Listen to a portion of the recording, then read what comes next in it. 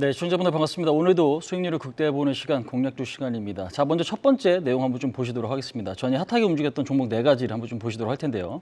자, 일단 네 가지 종목이 좀 나와 있는데 최근에는 반도체 관련주가 항상 좀 껴있는 듯한 모습이 있습니다. 그다음에 이제 바이오가 좀 추가가 되는 모습인데요. 첫 번째 종목 한번 좀 보시도록 하겠습니다. 자, 에이징랜드 한번 좀 보실게요. 국내 유일의 TSMC VCA 관련주다라고 좀 보시면 될 것 같습니다. 밸류체인 얼라이언스 기업인데요.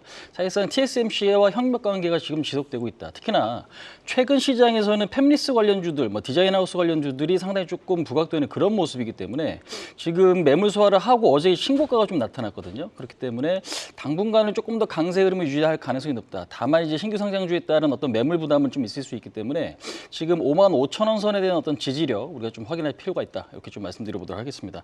자, 두 번째 종목이죠. 지금 보시면 포스코 DX입니다. 최근 3일 동안 주가가 엄청나게 급등을 하면서 역사적인 신고가를 좀 보여주고 있습니다. 코스피 이전 상장에 대한 효과가 상당히 조금 호재로 좀 작용하는 모습이죠.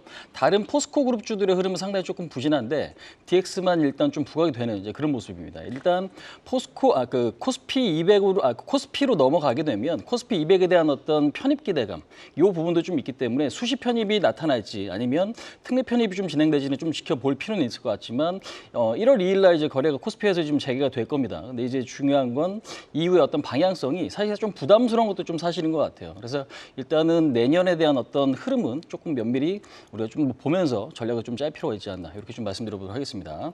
자, 레고캠바이오 지금 보시면 뉴스에도 상당히 좀 많이 나왔던 종목이죠.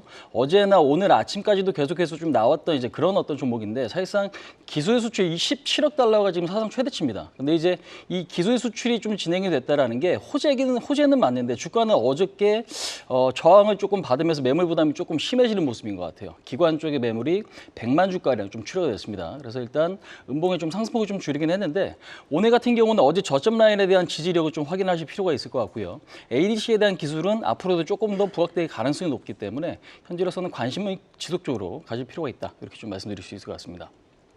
자, 네 번째 뉴프레스 한번 좀 보시도록 하겠습니다. 일단 XR 헤드셋에 대한 성장 기대감이 사실 부각이 좀 되고 있는 것 같은데요. FP12 관련주죠.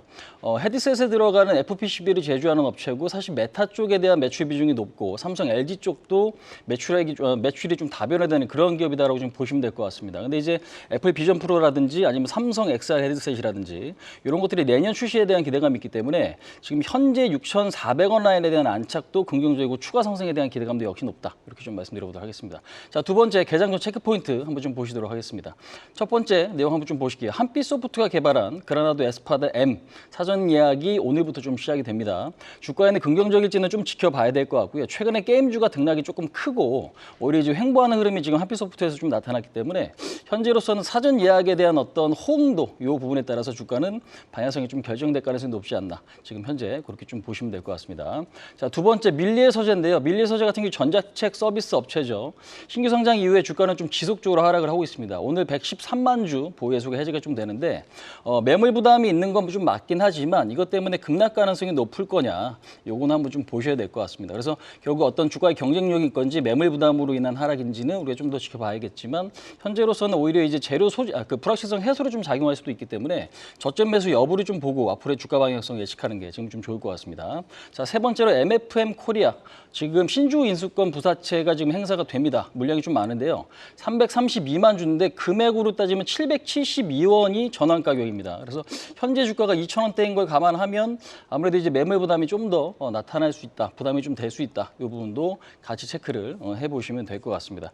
자, 마지막으로 공략주 시간입니다.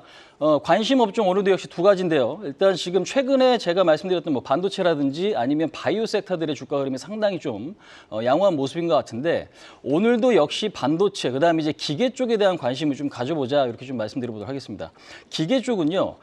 지금 미국의 캐터필러 전 세계 지금 대형 건설 장비 1위 업체죠. 캐터필러가 신고가를 기록을 했습니다. 역사적 신고가이기 때문에 우리나라 업체들 중에서도 캐터필러 수혜주가 과연 누구냐 그다음에 기계 업종에 대한 어떤 기대감이 어디 좀 발생될 수 있느냐 이 부분이 좀 중요할 것 같은데 진성TC가 캐터필러 부품을 만들고 있는 기업이다 이렇게 좀 말씀드려보도록 하겠습니다.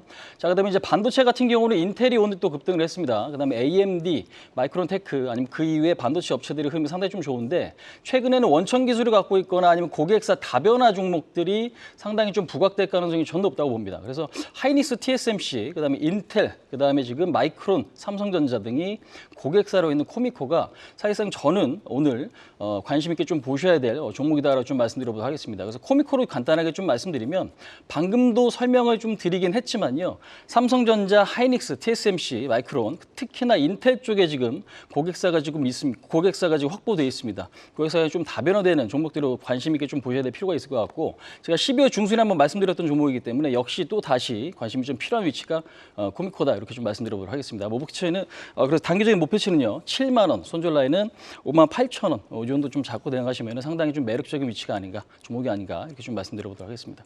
자, 설명 이 정도까지 좀 마치도록 하고요. 오늘 성투하시기 바라고 지금까지 홍의진이었습니다.